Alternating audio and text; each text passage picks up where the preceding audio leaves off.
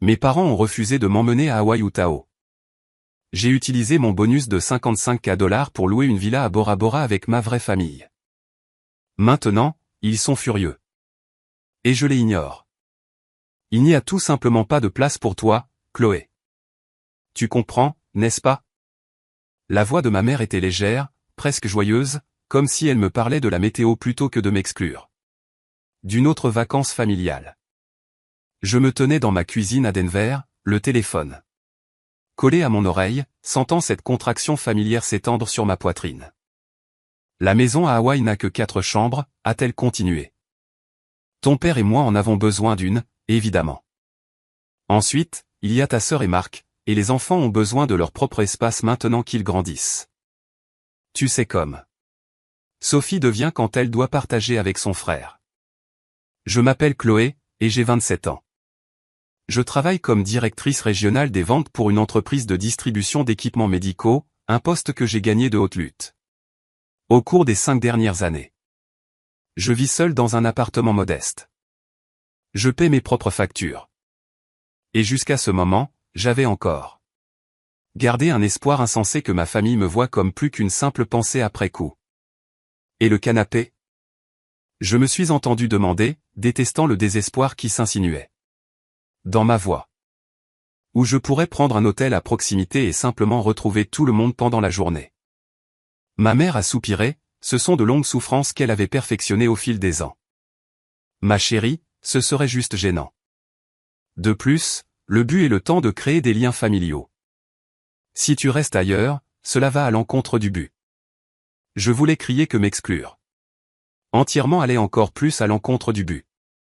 Mais j'avais appris il y a longtemps que se disputer avec ma mère était comme essayer de retenir de l'eau dans mes mains. Tout ce que je disais glissait simplement à travers ses doigts. Sans être reconnu ni rappelé. Nous allons aussi à Lake Tahoe en février. A-t-elle ajouté comme pour m'offrir un prix de consolation. Peut-être que d'ici là, nous pourrons trouver une solution. Combien de chambres? Cette maison a-t-elle? Une pause. 5. Mais ta sœur a invité ses beaux-parents 7 fois. Tu sais à quel point elle est proche des parents de Marc. Ils sont pratiquement de la famille. Pratiquement de la famille. Contrairement à moi, sa propre fille. N'est-ce pas? J'ai dit, la voix plate. Eh bien, j'espère que vous passerez tous un moment merveilleux. Oh, ça va être le cas. Je t'enverrai des photos. Et Chloé, peut-être que tu devrais commencer à économiser. Pour tes propres vacances. Tu travailles si dur. Tu mérites une belle escapade. Après qu'elle eut raccroché, je suis resté immobile dans ma cuisine pendant ce qui m'a semblé être une heure.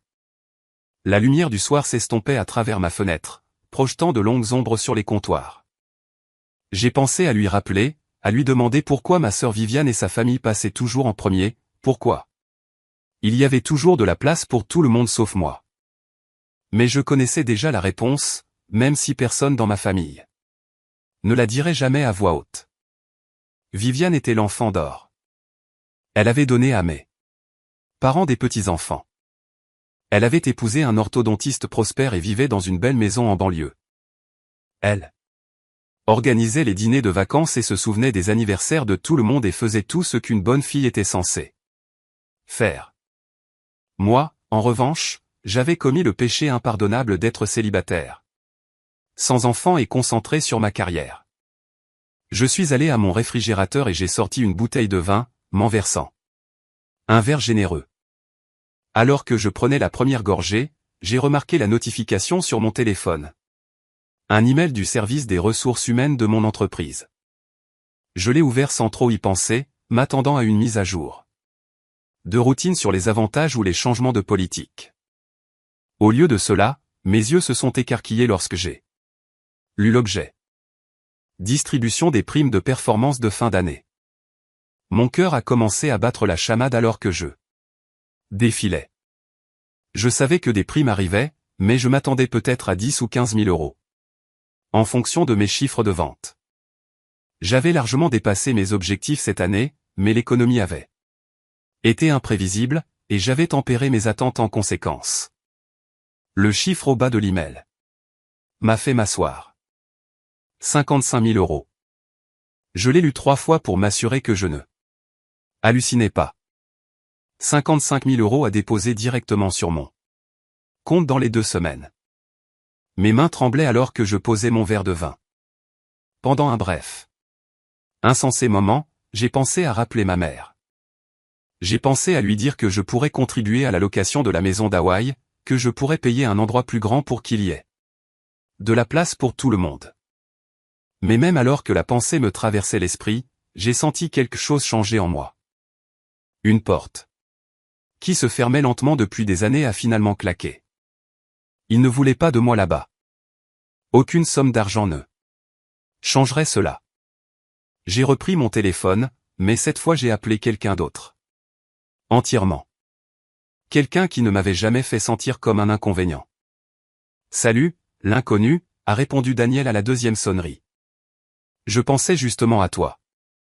Daniel était ma meilleure amie depuis l'université, et au cours de la dernière décennie, elle était devenue plus une famille pour moi que mes parents biologiques ne l'avaient jamais été. Elle et son mari Colm nous avaient accueillis dans leur vie sans hésitation, et leur fille de 5 ans, Rosie, m'appelait Tati Chloé avec une affection si sincère que cela me faisait parfois venir les larmes aux yeux. « Es-tu occupé en ce moment ?» J'ai demandé. « Je dois te parler de quelque chose. Colm est en train de coucher Rosie. Donne-moi 20 minutes et je peux faire un appel vidéo. Tout va bien ?» J'ai regardé mon téléphone, l'email brillant toujours sur l'écran, et j'ai senti un sourire se dessiner lentement sur mon visage. En fait, ai-je dit, je pense que tout est sur le point d'aller très bien. Grandir en tant que sœur cadette de Viviane signifiait grandir dans son ombre. Elle avait 3 ans de plus que moi, et depuis mes premiers souvenirs, elle était toujours là. Norme par rapport à laquelle j'étais mesurée et jugée insuffisante. Viviane était une pom-pom girl et reine du bal de promo. Je préférais les livres et les promenades solitaires. Viviane avait une parade de petits amis et un calendrier social actif. J'avais un petit cercle d'amis proches et je passais mes week-ends à étudier. Mes parents n'ont jamais dit explicitement qu'ils auraient souhaité que je sois plus comme elle. Mais ils n'en avaient pas besoin. Leur déception était tissée dans chaque interaction, chaque comparaison, chaque soupir de résignation lorsque je ne parvenais pas à satisfaire des attentes auxquelles je n'avais jamais consenti en premier lieu. Les exclusions de vacances avaient commencé il y a des années, si progressivement que je ne l'ai presque pas remarqué au début. Quand j'étais à l'université, mes parents ont emmené Viviane en Europe pour son cadeau de remise des diplômes. Quand j'ai obtenu mon diplôme 2 ans plus tard, ils m'ont donné un chèque de 500 € et ont suggéré que je l'utilise pour mes prêts étudiants. Quand Viviane s'est fiancée, toute la famille s'est envolée pour Napa-Valley. Pour une célébration d'un week-end. Quand j'ai obtenu ma première promotion majeure, ma mère a envoyé un texte qui disait simplement « Bravo, ma chérie ». Mais le vrai schéma est apparu après que Viviane a eu des enfants. Soudain, chaque événement familial tournait autour de Sophie et Thomas. Chaque vacances était planifiée en fonction de leur calendrier scolaire. Chaque destination de vacances était choisie en fonction de ce qui serait amusant pour les enfants de 8 et 11 ans. Et d'une manière ou d'une autre, dans cette nouvelle configuration familiale, il y avait de moins en moins de place pour moi. Il y a 3 ans, mes parents ont loué une maison de plage en Floride pour Thanksgiving. J'ai conduit 12 heures pour y arriver, pour découvrir à mon arrivée que le seul endroit où dormir pour moi était un matelas pneumatique dans la buanderie. Viviane et Marc avaient la suite parentale. Mes parents avaient la 2e chambre. Les enfants avaient la 3e, et d'une manière ou d'une autre, la meilleure amie de Viviane du lycée et son mari avaient eu la 4e chambre parce qu'ils se trouvaient en ville. Nous ne pensions pas que cela te dérangerait, a dit ma mère. Quand j'ai exprimé ma surprise. Tu es si facile à vivre à propos de ces choses. Je n'étais pas facile à vivre. J'avais simplement appris que se plaindre ne changeait rien, alors j'avais cessé de m'en préoccuper. J'ai dormi dans la buanderie ce Thanksgiving en écoutant le sèche-linge faire tourner les serviettes de plage de quelqu'un à 6 heures du matin et je me suis dit que ce serait différent la prochaine fois.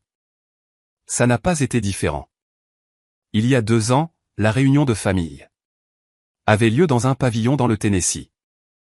J'avais confirmé ma présence des mois à l'avance et j'avais même envoyé de l'argent pour aider à couvrir les frais de location. Quand je suis arrivé, j'ai découvert que ma chambre avait été donnée au frère de Marc, qui avait décidé de venir à la dernière minute. Il est pratiquement de la famille, m'a expliqué ma mère, utilisant ces mêmes mots qui résonneraient à nouveau dans notre appel téléphonique. Et il est venu de Californie. Tu n'as conduit que depuis le Colorado. J'ai passé cette réunion à dormir dans ma voiture. Sur le parking, me faufilant dans le pavillon chaque matin pour me doucher avant que tout le monde ne se réveille. Je me suis dit que j'étais mature, que je maintenais la paix, que la famille valait ses petits sacrifices. Le dernier Noël a peut-être été le pire. Mes parents avaient annoncé qu'ils organisaient une fête de vacances spéciale chez eux, et tout le monde devait être présent. J'ai demandé des jours de congé, réservé un vol coûteux pendant la période de pointe des fêtes. Et suis arrivé le 23 décembre avec des cadeaux pour tout le monde. Mais quand je suis entré par la porte, j'ai immédiatement senti que quelque chose n'allait pas. « Oh, Chloé » a dit ma mère, son visage s'affaissant. « Viviane ne t'a pas dit ? Nous avons changé la célébration au 26 parce que les enfants ont un voyage de ski avec leurs autres grands-parents le jour de Noël. Personne ne me l'avait dit. Mon vol de retour était prévu pour le 26 décembre à 8 heures du matin. J'avais déjà manqué la fenêtre pour le changer sans payer de frais énormes. Tu peux quand même rester pour le dîner de la veille de Noël, a proposé ma mère. Et peut-être un peu de la matinée de Noël avant notre grand échange de cadeaux de famille le 26. J'ai passé la veille de Noël à regarder ma nièce et mon neveu ouvrir des cadeaux en avance pendant que j'étais assise en périphérie. J'ai passé la matinée de Noël à manger le petit déjeuner seul parce que tout le monde dormait avant le voyage de ski des enfants. Je suis rentré chez moi le 26. Pendant que ma famille se réunissait pour la célébration à laquelle je n'avais jamais été correctement invité. Quand j'en ai parlé à Danielle par la suite, elle s'est mise en colère pour moi. Pourquoi continues-tu à y aller ? A-t-elle exigé. Il te traite comme un ajout optionnel, pas comme un membre de la famille. Parce que ce sont mes parents, ai-je dit faiblement. Parce que c'est ce que tu es censé faire. Non, a répondu Daniel fermement. Ce que tu es censé faire, c'est t'entourer de gens qui veulent vraiment que tu sois là, qui font de la place pour toi, littéralement et figurativement. La famille n'est pas seulement le sang. Chloé. La famille, ce sont les gens qui sont là pour toi. J'ai pleuré alors, submergé par la simplicité de ces mots et les années de douleur qu'il reconnaissait. Daniel m'a serré dans ses bras pendant que je sanglotais, et après, elle et l'école m'ont insisté pour que je me joigne à eux pour le réveillon du Nouvel An. Leur célébration était petite, chaleureuse et pleine de rire. Et quand minuit a sonné, la petite Rosie m'a jeté ses bras autour de moi et a crié « Bonne année, Tati Chloé. Je t'aime à la lune. » C'était ça, la famille. C'est comme ça que ça devrait se sentir. Maintenant, assise dans ma cuisine avec un bonus de 55 000 € brûlant un trou dans mon compte bancaire et un rejet de plus de mes parents frais à l'esprit, j'ai finalement compris ce que je devais faire. Pas par dépit, même si je mentirais si je disais que la vengeance n'était pas une partie de ma motivation. Mais plus que cela, j'avais besoin de enfin me montrer de manière définitive que je méritais mieux. Qu'il y avait des gens dans ce monde qui ne me feraient jamais dormir dans une buanderie ou un parking ou me demanderaient simplement de disparaître pour que d'autres soient plus à l'aise. J'avais besoin de prouver que je pouvais créer ma propre famille, mes propres traditions, mes propres souvenirs que personne ne pourrait m'enlever. Et je le ferai. De manière spectaculaire. L'appel vidéo avec Daniel ce soir-là a tout changé. Son visage est apparu sur mon écran, chaleureux et curieux, ses cheveux noirs tirés dans le chignon désordonné qu'elle portait toujours après le travail. D'accord ? Balance, a-t-elle dit. Tu avais l'air bizarre au téléphone. Bien. Bizarre, mais bizarre. J'ai pris une profonde inspiration et je lui ai tout raconté. L'exclusion d'Hawaï, l'exclusion de Lake Tahoe, les excuses fragiles. concernant l'espace et les liens familiaux qui ne semblaient jamais m'inclure. Et puis je lui ai parlé du bonus. Les yeux de Daniel se sont écarquillés. 55 000 €. Chloé, c'est incroyable. Je continue de vérifier pour m'assurer que l'email est réel, ai-je admis. Mais voici la chose. Ma première réaction a été d'offrir d'aider à payer pour une maison plus grande pour que ma famille puisse m'inclure. Et puis j'ai réalisé à quel point cela sonnait pathétique. À quel point il serait pathétique de littéralement payer pour le privilège d'être traité comme une. Pensez après coup. Tu n'es pas pathétique, a dit Daniel fermement. Tu as juste été conditionné à accepter des miettes alors que tu mérites toute la boulangerie. J'ai ri malgré moi. C'est une façon très Daniel de le dire. Eh bien, c'est vrai. Elle s'est penchée plus près d'eux. La caméra. Alors, qu'est-ce que tu vas faire à la place? C'était le moment que j'avais préparé, l'idée qui s'était cristallisée dans mon esprit. Alors que j'étais assis seul dans ma cuisine, fixant cet email.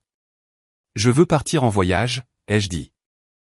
Un vrai voyage, pas une escapade de week-end économique ou un forfait médiocre.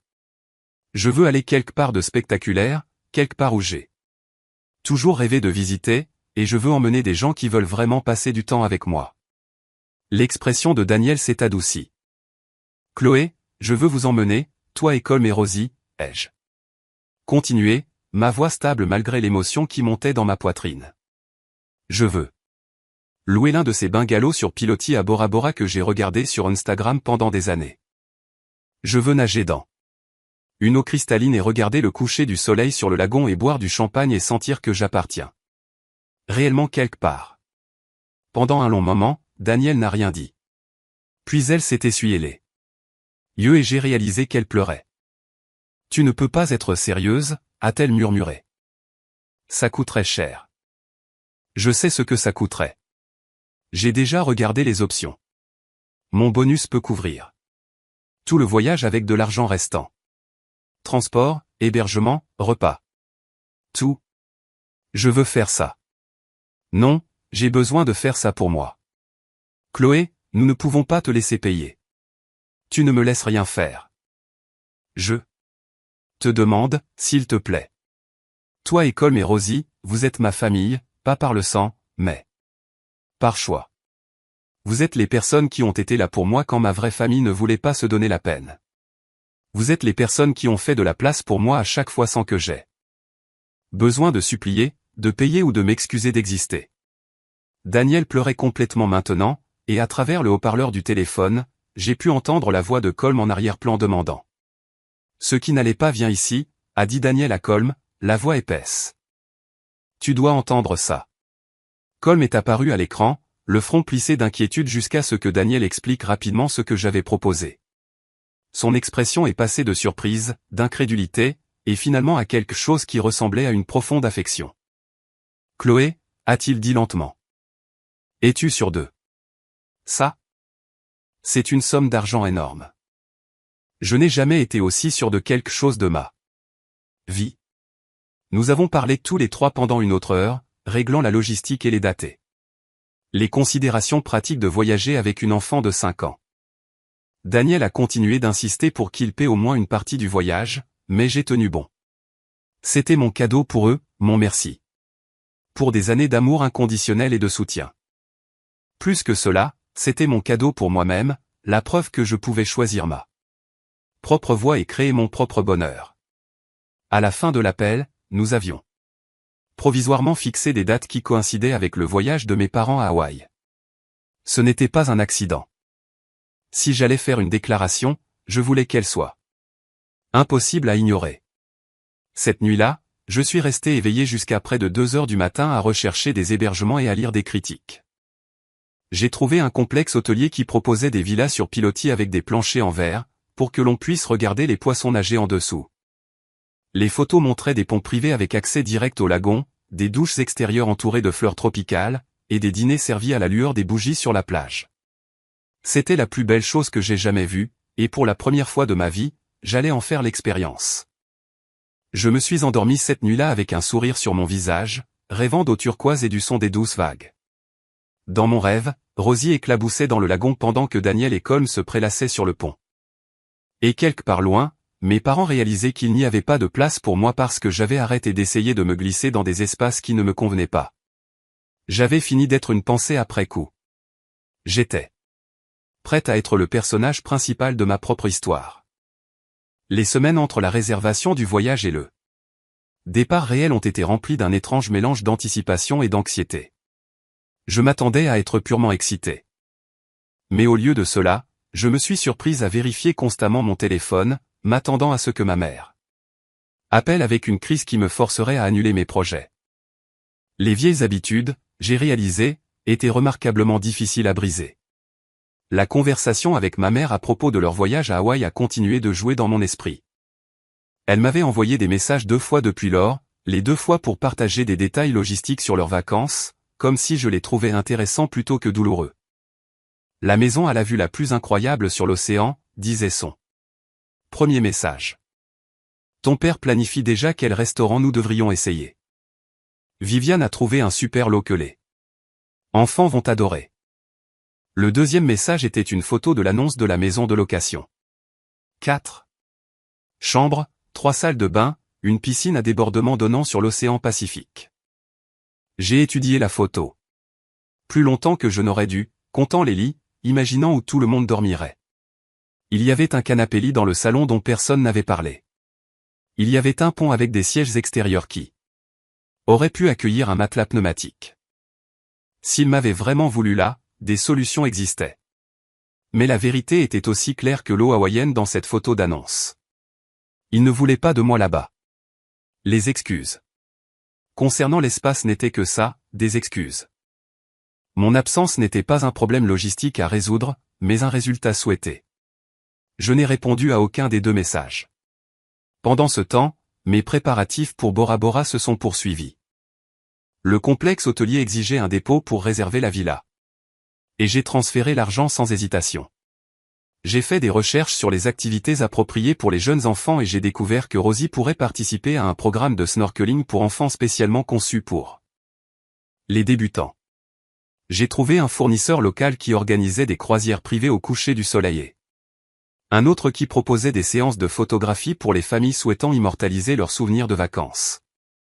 Daniel et moi parlions presque tous les jours, son excitation grandissant avec la mienne.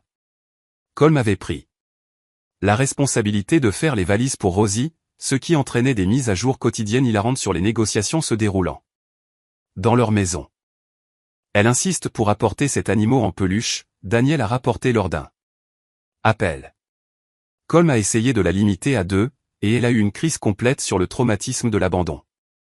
Ou une enfant de 5 ans apprend elle le traumatisme de l'abandon? Probablement du même endroit où elle a appris à négocier comme une minuscule avocate. J'ai ri. Elle tient ça de toi, au fait. La négociation. Colm blâme entièrement ton influence. Ces conversations étaient un baume pour mon âme, un rappel de pourquoi je faisais ça. Chaque rire, chaque histoire stupide sur les pitreries de Rosie, chaque moment de connexion facile renforçait ma décision. C'est comme ça que la famille était censée se sentir. C'est là que j'appartenais. Il y a 3 jours avant notre départ prévu, mon téléphone a sonné avec un numéro que j'ai reconnu immédiatement. Mon père m'appelle presque jamais directement, préférant laisser ma mère gérer les communications familiales. Son nom sur mon écran a envoyé une poussée d'adrénaline à travers mon corps. Papa, ai-je répondu prudemment. Chloé, ta mère me dit que tu n'as pas répondu à ses messages concernant notre voyage. J'ai fermé les yeux, m'examinant. J'ai été occupé par le travail. Trop occupé pour envoyer une simple réponse. Elle s'inquiète pour toi. L'ironie de cette déclaration m'a presque fait rire. Ma mère s'inquiétait pour moi, mais pas assez pour me faire de la place lors de 2 vacances familiales distinctes. J'apprécie l'inquiétude, ai-je dit soigneusement. Mais je vais bien. En fait, j'ai de bonnes nouvelles à moi aussi. Oh. Je pars aussi en vacances. La même semaine que ton voyage à Hawaï, en fait. Une pause. Vraiment? Où vas-tu? Bora Bora. J'ai réservé une villa sur pilotis. Dans un complexe hôtelier là-bas. Mes amis Daniel et Colm viennent avec moi ainsi que leur fille. Le silence de l'autre côté s'est étiré si longtemps que j'ai vérifié si l'appel n'était pas tombé. Bora. Bora. Mon père a finalement répété. Ça semble cher. Ça l'est. Mais j'ai reçu une prime substantielle au travail et j'ai décidé de me faire plaisir en partant seul. Avec juste tes amis. Oui, papa. En partant seul, avec des gens qui veulent vraiment passer du temps avec moi? Je n'avais pas l'intention que les mots sortent si pointus, mais ils flottaient entre nous comme un défi. Mon père, il faut lui rendre justice, a semblé comprendre que quelque chose d'important se passait. Chloé, a-t-il dit lentement, si c'est à propos de la maison d'Hawaï, tu sais, nous t'aurions inclus s'il y avait de la place. Vraiment? Parce qu'il n'y avait pas non plus de place à Lake Tahoe, et il n'y avait pas de place dans le Tennessee il y a 2 ans. Et il y avait à peine de la place en Floride il y a 3 ans. Et quand il y avait de la place, c'était un sol de buanderie. Ce n'est pas. Je n'appelle pas pour me disputer. Papa. J'appelle pour te dire que j'ai fait d'autres projets. De bons projets. Des projets qui ne nécessitent pas que je mendie des miettes d'attention ou que je dorme dans ma voiture pour que quelqu'un d'autre ait mon lit. Tu as dormi dans ta voiture?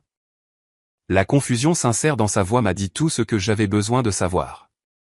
Il n'avait même pas remarqué. Ni ma mère, apparemment. Ou il l'avait remarqué et avait simplement choisi de ne pas s'en soucier.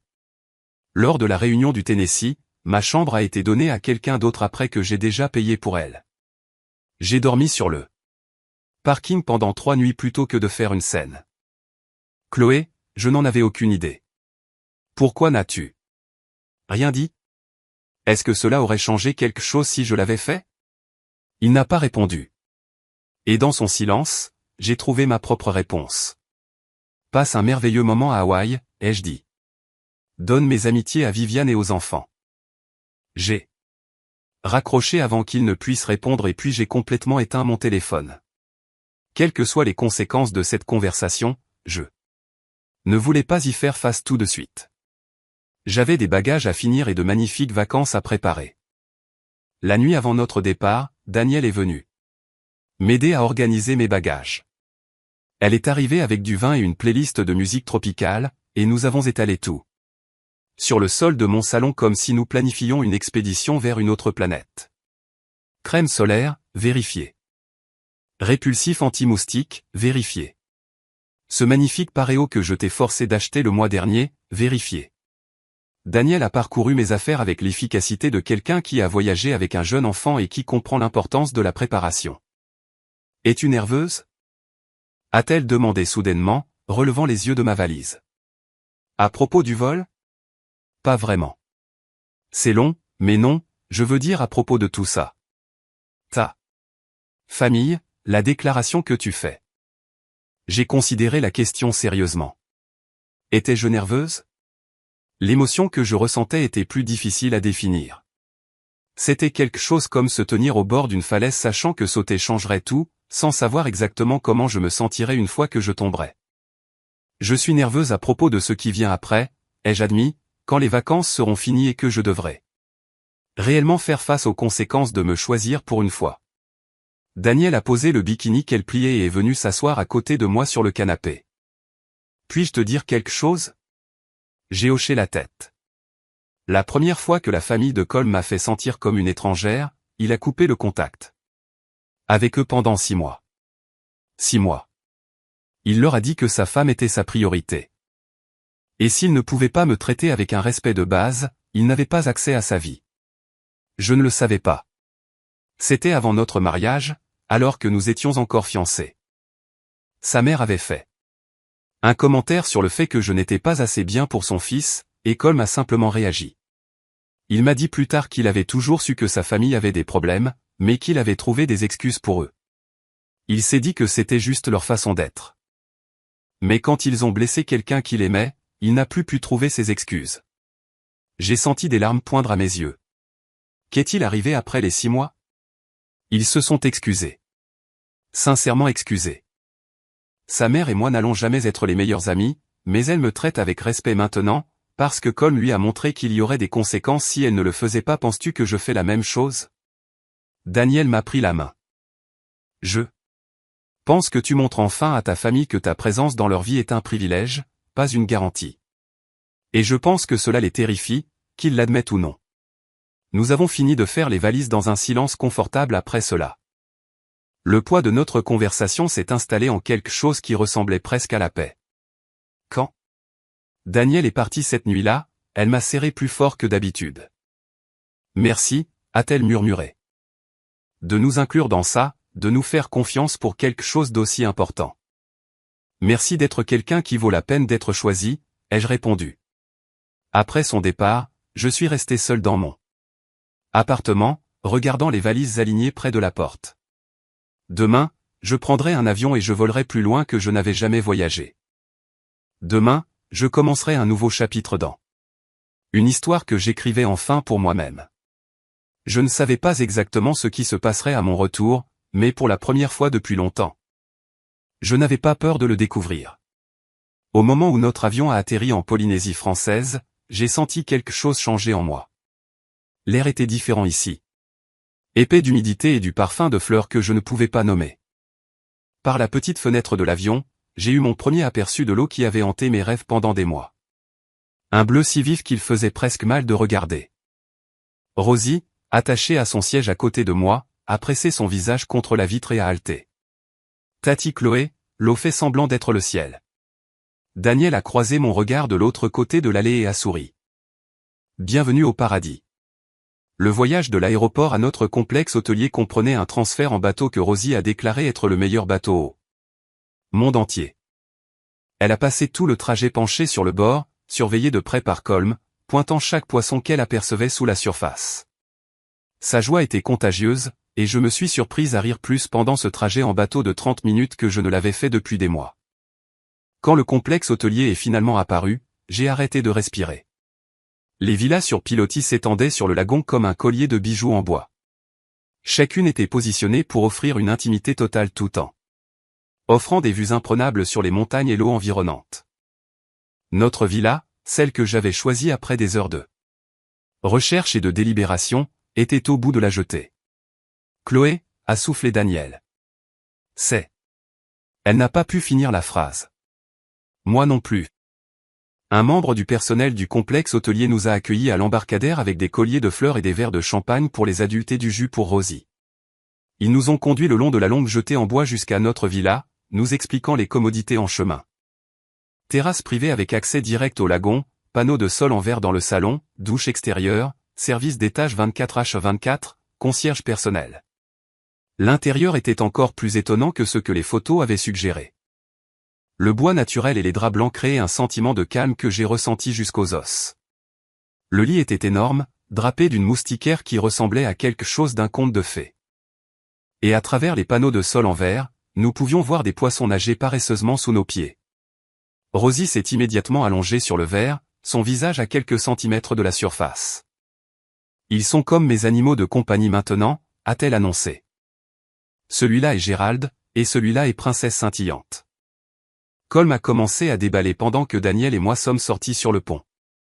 Le soleil commençait à descendre vers l'horizon, peignant le ciel de teintes d'orange et de rose que je n'avais jamais vu en dehors des photographies fortement filtrées.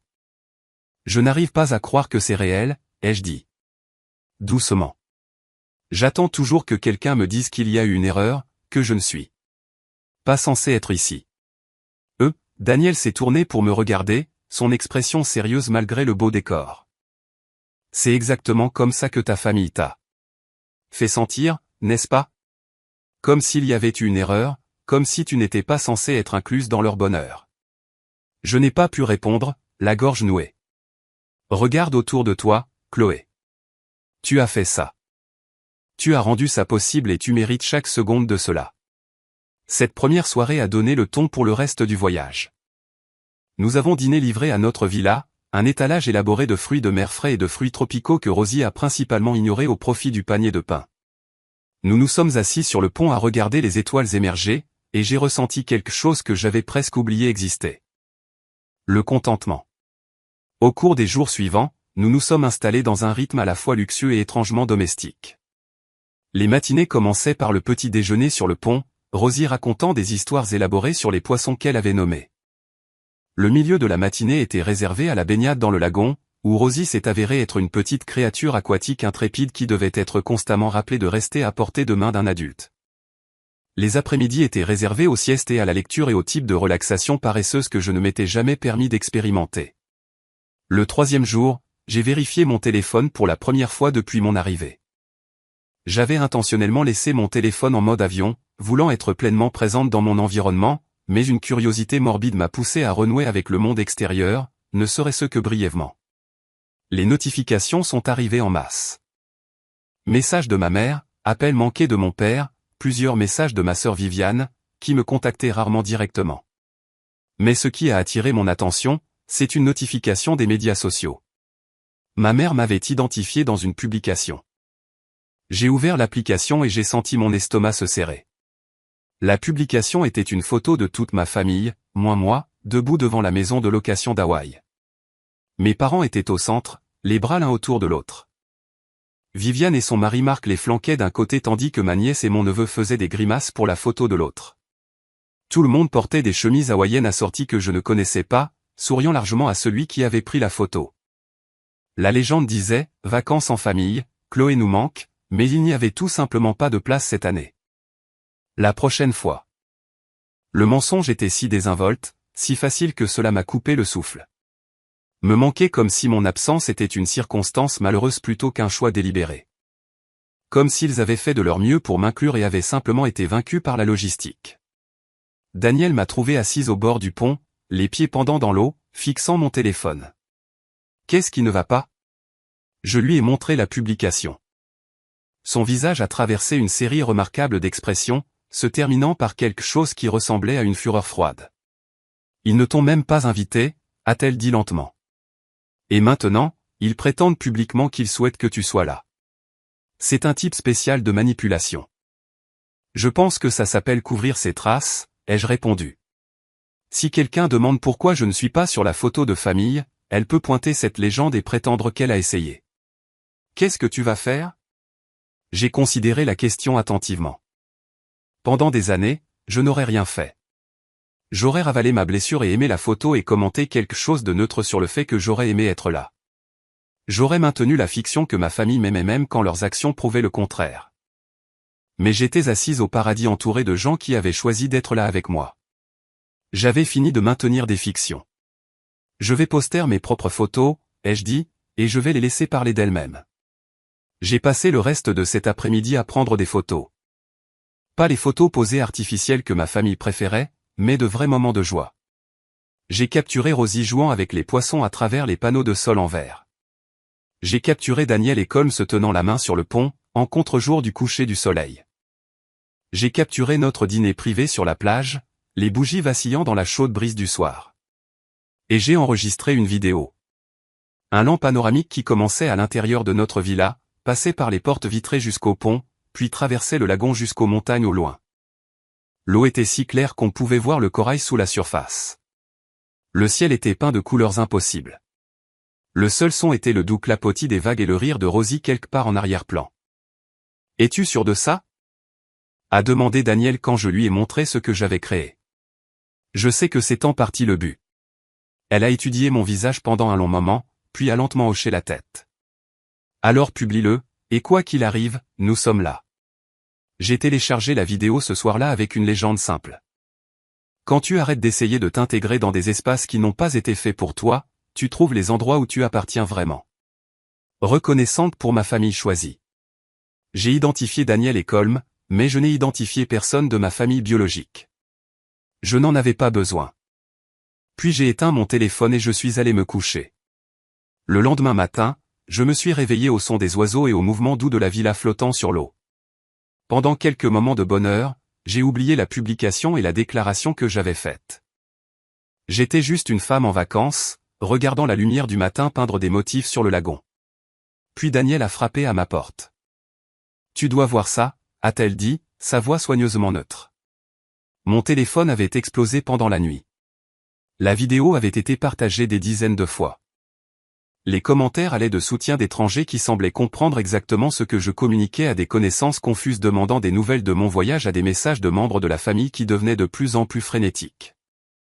Le premier message de ma mère était arrivé à 6 heures du matin heure locale, ce qui signifie qu'elle était réveillée depuis des heures. Pourquoi ne nous as-tu pas dit que tu allais à Bora Bora? Nous aurions pu coordonner les voyages, peut-être même combiner les célébrations. Le deuxième message était plus direct. J'aimerais que tu nous dises que tu pouvais te permettre quelque chose comme ça. Nous t'aurions inclus à Hawaï si nous savions que l'argent n'était pas un problème. Le troisième message a abandonné toute prétention de préoccupation désinvolte. Ton père et moi sommes très blessés que tu aies publié cela. Cela ressemble à si tu essayais de nous faire sentir mal de ne pas t'avoir incluse dans notre voyage.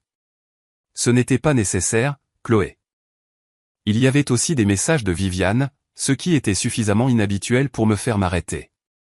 Maman est bouleversée. Peux-tu l'appeler et t'excuser? Je ne comprends pas pourquoi tu es si dramatique à ce sujet. Et puis de la part de mon père. Nous devons parler. Ce n'est pas la façon de gérer les désaccords familiaux. J'ai lu tout ça sans répondre. Daniel m'a observé attentivement, prête à intervenir si je montrais des signes d'effondrement. Mais je n'avais pas envie de m'effondrer.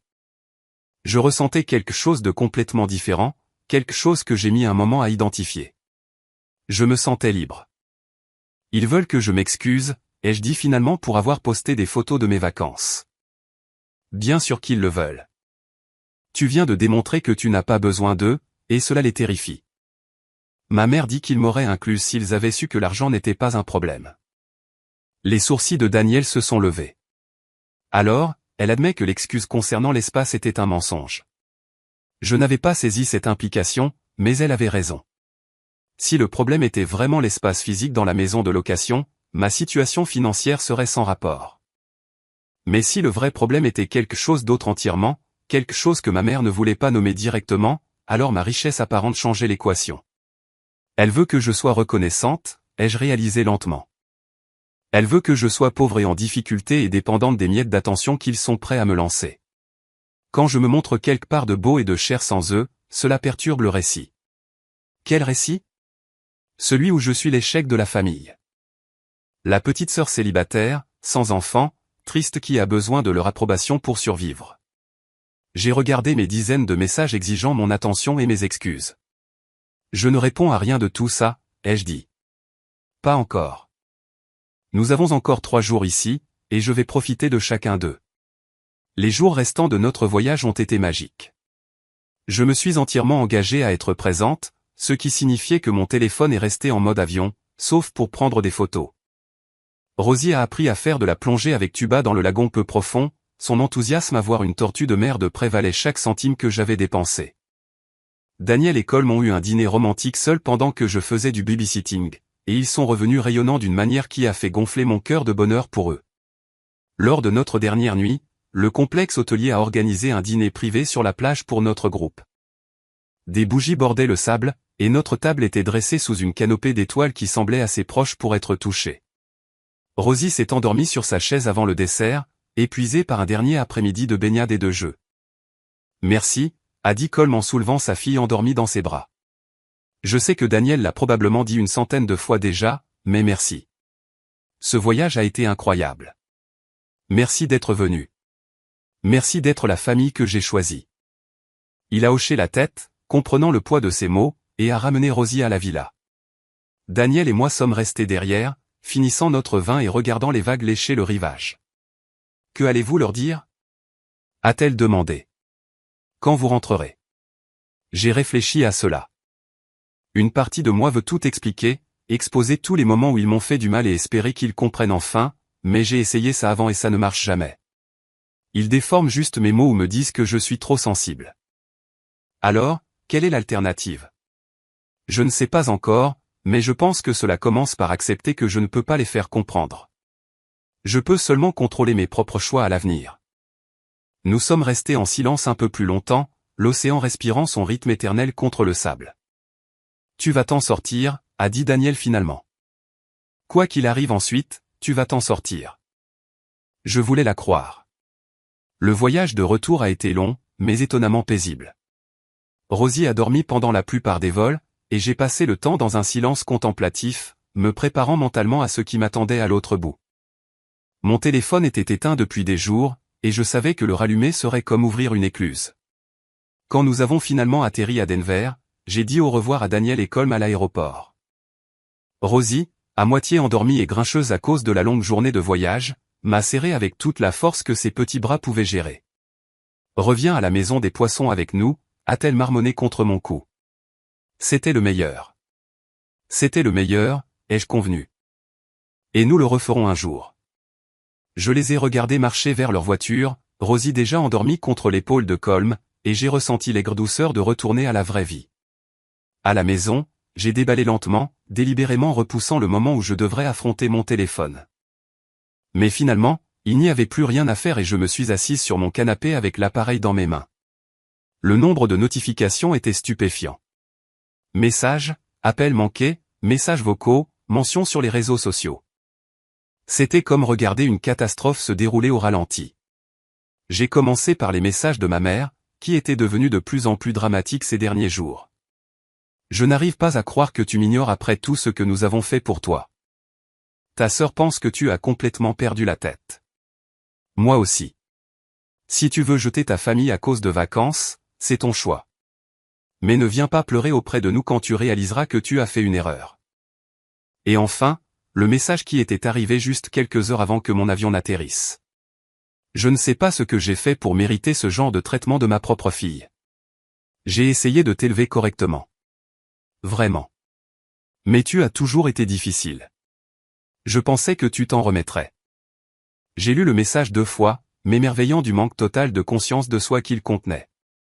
Ma mère se positionnait comme la victime, comme toujours. Peu importe qu'elle m'ait exclu de 2 vacances familiales.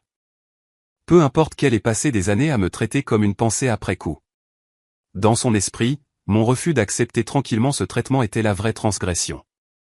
Je suis passé au message de Viviane, qui était moins émotionnel et plus transactionnel. Maman me rend folle à propos de ça. Peux-tu juste l'appeler et arranger les choses? Elle gâche le voyage pour tout le monde. Sérieusement, Chloé, quel que soit le point que tu essaies de faire, tu l'as fait. Maintenant, règle ça. Je n'ai pas le temps de m'occuper des drames familiaux. J'ai 2 enfants et un mari et une femme. Certains d'entre nous ne peuvent pas simplement s'envoler pour Bora Bora quand nous le voulons. L'ironie de ce dernier message venant de quelqu'un qui était littéralement en vacances à Hawaï à ce moment-là ne m'a pas échappé. Enfin, j'ai écouté le message vocal de mon père. Sa voix était fatiguée, frustrée et en quelque sorte toujours condescendante. Chloé, ça suffit maintenant. Ta mère est bouleversée. Ta sœur est bouleversée. Et franchement, je suis déçu de toi. Ce n'est pas comme ça que nous t'avons élevé pour gérer les problèmes. Tu n'abandonnes pas ta famille et tu n'en parles pas sur Internet. Rappelle-moi. Nous devons discuter de la façon dont tu vas arranger ça. Arranger ça. Comme si j'étais celle qui avait fait quelque chose de mal. Comme si mon seul chemin à suivre était de m'excuser et de supplier pour obtenir le pardon et de revenir à mon rôle désigné de déception familiale.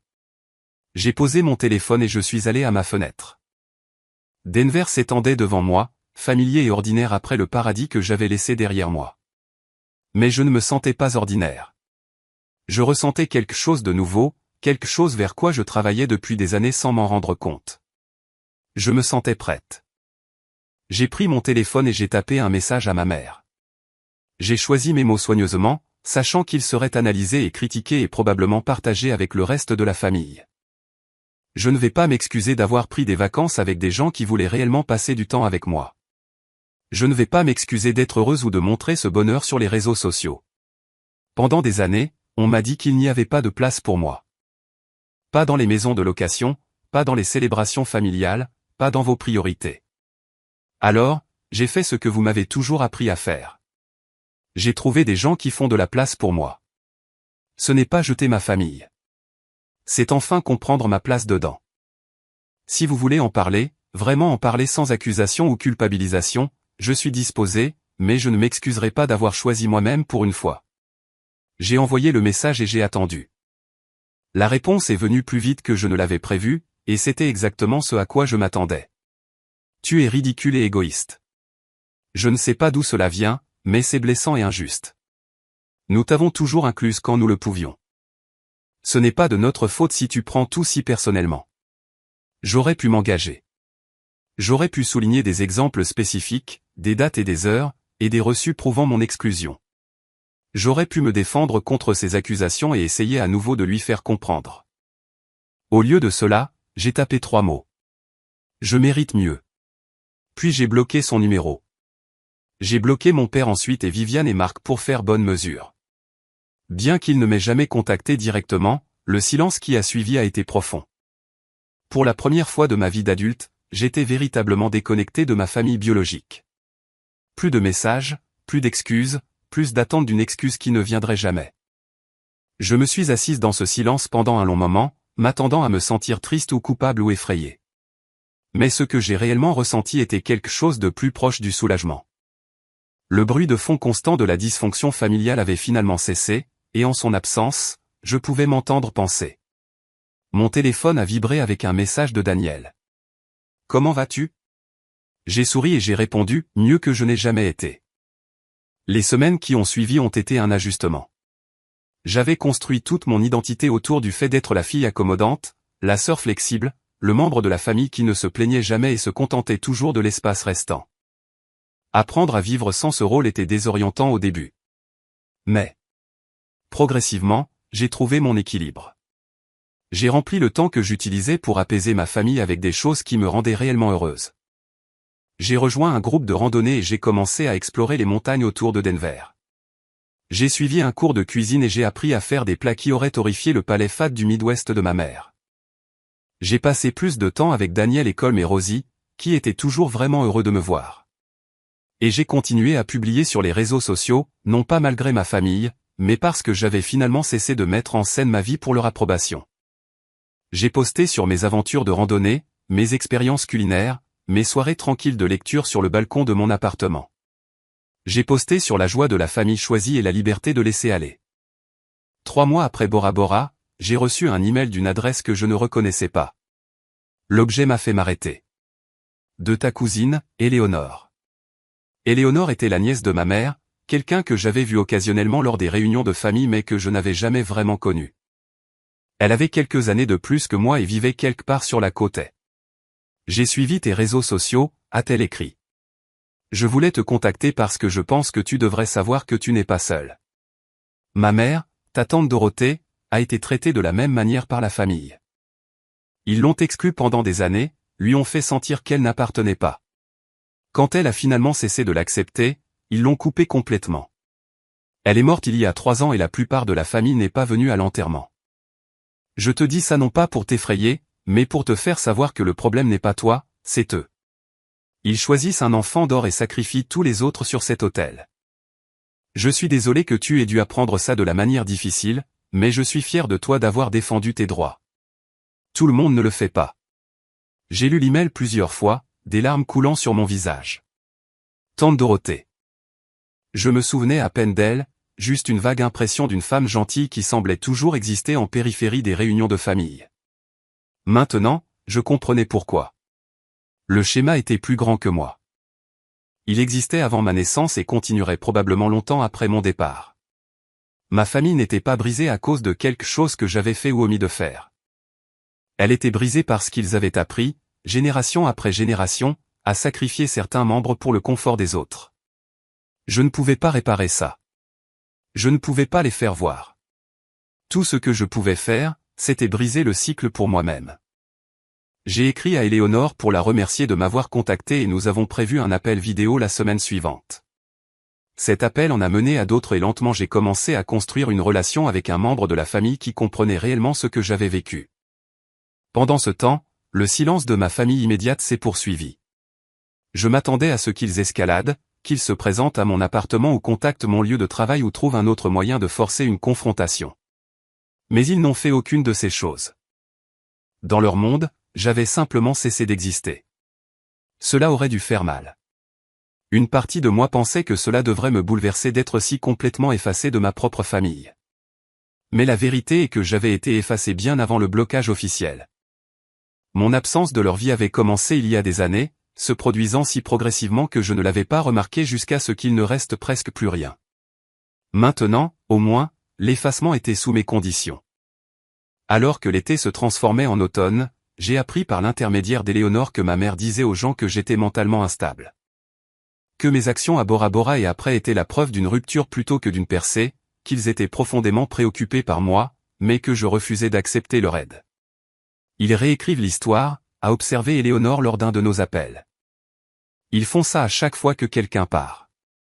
Ils ne peuvent pas accepter que le problème puisse être avec eux, alors ils font du levier le méchant. Est-ce que ça s'améliore un jour? Ai-je demandé. Est-ce que ça arrête de faire mal un jour? La douleur change, a-t-elle dit pensivement. Elle devient plus comme un deuil pour quelque chose qui n'a jamais existé. Tu pleures la famille que tu méritais mais que tu n'as jamais eue, et finalement tu arrêtes de pleurer et tu commences à apprécier ce que tu as. J'ai pensé à Daniel et Colm et Rosie. J'ai pensé à mes amis de randonnée et à mon cours de cuisine et à mes soirées tranquilles sur le balcon. J'ai pensé à mon travail où j'étais valorisé et respecté et où j'avais des opportunités de grandir. J'avais plus que suffisant pour construire une belle vie. Et c'était exactement ce que j'avais l'intention de faire. Le chapitre final de cette histoire est arrivé de manière inattendue. Presque un an après Bora Bora, j'étais au travail quand j'ai reçu un appel d'un numéro inconnu. Normalement, je l'aurais laissé aller à la messagerie vocale, mais quelque chose m'a poussé à répondre. Est-ce Chloé? Une voix de femme, professionnelle et légèrement nerveuse. Oui. Qui appelle? Je m'appelle Whitney. Je suis la sœur de Mark, la sœur de ton beau-frère. Je me suis redressé sur ma chaise. D'accord. Comment as-tu eu mon numéro? Je t'ai cherché. Je sais que c'est bizarre et je suis désolé de te contacter à l'improviste, mais j'avais besoin de te dire quelque chose et je pensais que tu méritais de l'entendre directement. Je t'écoute. Whitney a pris une profonde inspiration. Mark et Viviane divorcent. Les papiers ont été déposés la semaine dernière. J'étais tellement surprise que je n'ai pas répondu immédiatement. Ils avaient des problèmes depuis un moment, a continué Whitney. Mark a finalement admis que Viviane était abusive émotionnellement envers lui et les enfants depuis des années. Elle contrôle tout, critique tout, fait marcher tout le monde sur des œufs. Ça te semble familier? J'ai pensé au message de ma mère. Tu as toujours été difficile. J'ai pensé au rejet de Viviane. Certains d'entre nous ne peuvent pas simplement s'envoler pour Bora Bora quand ils le veulent. Ça me semble très familier, ai-je dit doucement. Mark m'a montré tes publications sur les réseaux sociaux, celles de ton voyage. Il a dit qu'elle lui avait fait réaliser quelque chose, qu'il était possible de simplement partir, d'arrêter d'essayer de s'intégrer dans une famille qui ne l'accepterait jamais. Il pensait partir de Viviane depuis des années, mais il avait toujours trop peur. Ta publication lui a donné du courage. J'ai senti des larmes monter derrière mes yeux. Je n'en avais aucune idée.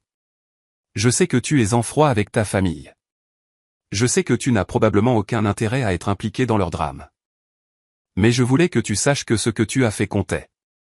Tu as inspiré quelqu'un à se sauver lui-même et ses enfants d'une situation toxique. Ce n'est pas rien. Après avoir raccroché, je suis resté assise à mon bureau pendant un long moment, traitant ce que j'avais appris. Ma famille avait essayé de me rendre invisible. Ils m'avaient exclu, diminué, et finalement prétendu que je n'existais pas. Ils avaient dit à tous ceux qui voulaient écouter que j'étais instable, égoïste, ingrate. Mais en fin de compte, ma visibilité avait compté. Mon choix d'arrêter de me cacher, d'arrêter d'accepter des miettes, d'arrêter de prétendre que j'étais d'accord pour être une pensée après coup, avait eu des répercussions que je n'aurais jamais anticipées. Je ne m'étais pas seulement sauvé moi-même. J'avais montré à quelqu'un d'autre que se sauver était possible. Ce soir-là, j'ai appelé Daniel en vidéo et je lui ai tout raconté. Comment te sens-tu? A-t-elle demandé quand j'ai fini. Je me sens comme si l'histoire n'était pas finie, mais aussi comme si ma partie était peut-être terminée. Est-ce que ça a du sens? Ça a parfaitement du sens. Rosie est apparue dans le cadre, exigeant de dire bonjour à Tati Chloé. Elle m'a montré un dessin qu'elle avait fait de notre villa à Bora Bora, avec des poissons nageant sous le sol et des bonshommes de bâton qu'elle a identifiés comme nous tous. Quand retournons-nous à la maison des poissons? A-t-elle demandé. Bientôt, ai-je promis. Nous y retournerons certainement bientôt. Après la fin de l'appel, je suis allé à ma fenêtre et j'ai regardé le ciel de Denver. Il y a un an, Je me tenais au même endroit, téléphone à la main, me demandant si j'avais le courage de poster ces photos du paradis. Maintenant, je connaissais la réponse. J'avais trouvé ce courage, et en le faisant, je m'étais trouvé moi-même. Les mois qui ont suivi le divorce de Mark ont révélé l'étendue de la dysfonction familiale. Whitney m'a tenu informé par des messages occasionnels, et l'image qui en est ressortie était sombrement satisfaisante. Viviane, dépouillée de son statut d'épouse et mère parfaite, était devenue de plus en plus amère et isolée. Ma mère, forcée de reconnaître que le mariage de son enfant d'or avait échoué, aurait souffert de ce qu'elle appelait une dépression nerveuse et a dû être brièvement hospitalisée pour anxiété. Mon père, pris entre la loyauté envers sa femme et la preuve indéniable que quelque chose n'allait pas dans la façon dont ils avaient élevé leur fille, s'est replié sur lui-même et parlait à peine à qui que ce soit. Le voyage en famille s'est arrêté net. Les publications coordonnées sur les réseaux sociaux se sont taries. La façade du bonheur parfait qu'ils avaient maintenu si longtemps s'est effondrée, et il ne restait personne à blâmer sauf eux-mêmes. Mark a obtenu la garde principale de Sophie et Thomas, qui, selon toutes les informations, s'épanouissaient loin des critiques constantes de leur mère. Viviane a emménagé dans un petit appartement et a commencé une thérapie, bien que Whitney ait rapporté qu'elle semblait plus concentrée à jouer la victime qu'à réellement changer.